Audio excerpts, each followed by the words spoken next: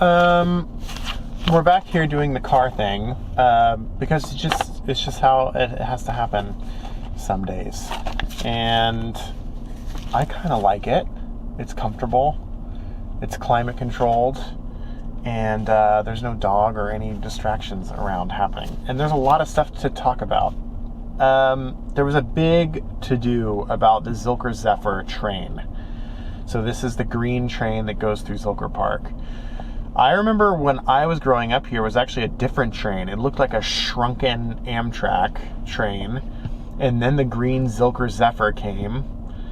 I remember never loving the name, but what does that matter? It's been operating for 22 years, and the operator and some contract issues they've had with the city is basically they're out after 22 years. And they're like, we're taking the train also. So the train is theirs, they're taking it. They haven't been operating for a while now because of some rain damage. Shut it down for I think a year. It's been shut down and not operable because they didn't want like a massive train incident of a bunch of people and their kids falling off the track into Town Lake. So that was probably a good idea. They're sad to see it go. They had a big photo op at Zilker Park, and now they're taking new bids for the train. So if your dream has been to choo-choo Zilker Park all these years, now is your time. This is the opportunity. On a different note, a dude was found passed out in a South Austin Walgreens bathroom. Just had to talk about this. Surrounded by items from the store that he had not purchased, and he was out of it. They discovered boxes of cigarettes, candy bars, cheese, and salami sticks, kind of a charcuterie board happening, along with lighters, drinks, reading glasses, and canned food, and a half-eaten bag of pork rinds. They also discovered 2 open, empty bottles of wine and smoked cigarettes inside the bathroom, along with scissors that he had taken out of the packaging of the scissors packaging to open up some of the other said items. Basically just got drunk and passed out. And this was like a regular customer that this kind of happened to. He's being charged with burglary of a non-residence because, after all, he did not live at Walgreens. So, big things happening. In other kind of adult baby news and developments in Austin, there's probably going to be an Atari themed hotel, Atari branded hotel. They're about to break ground on one in Phoenix here pretty soon, and then they're going to be in Chicago, Denver, Vegas, San Francisco, San Jose, Seattle, and Austin. It's like being overseen by the Atari group, and they're going to have like esports venues and studio spaces, and I don't know, it's going to be shaped like the big Atari logo. Maybe I should be more excited. But I don't know. Did we ask for this? I'm not sure. Maybe we did. On things that we did ask for and are happy about, 459-2222, Mr. Gatti's Pizza delivered once more. They are out of bankruptcy. This only happens to 20 to 25% of businesses that file Chapter 11. They've emerged. And they're adding 20 franchise locations in this year, in 2020.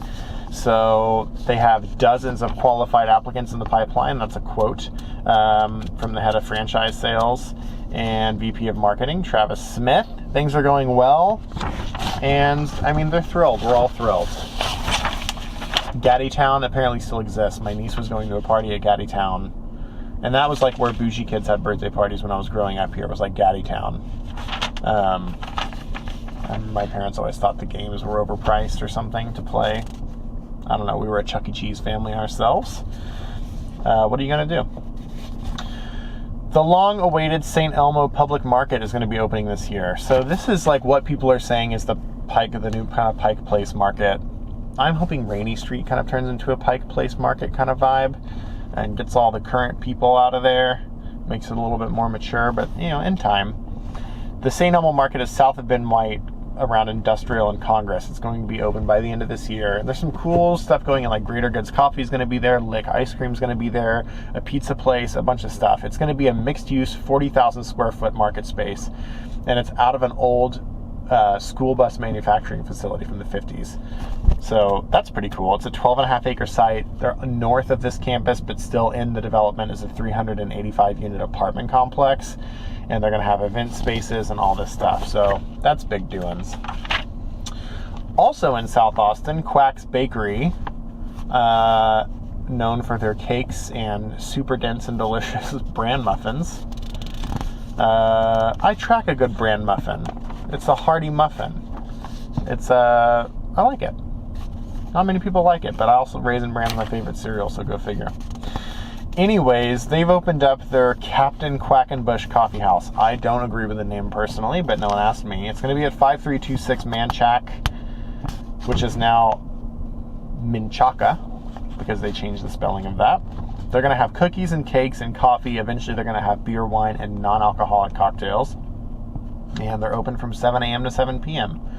And they're going to open up those hours later. So, I mean, that's cool. More cool stuff happening south. There's a lot of stuff obviously happening central and downtown. North Austin's having like a ton of commercial growth. So, this is a neat thing. There was a massive fire at the Anderson Lane homeless camp in Northeast Austin. So, this is like between 35 and Cameron Road.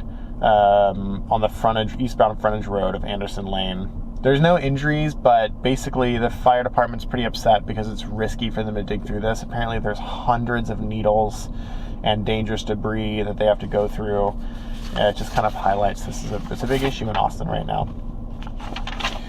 Last but not least, the Butler Park Pitch and Putt, which is right like behind where Soccer World used to be, and Starbucks on Lamar and Barton Springs, and behind where Taco Cabana used to be.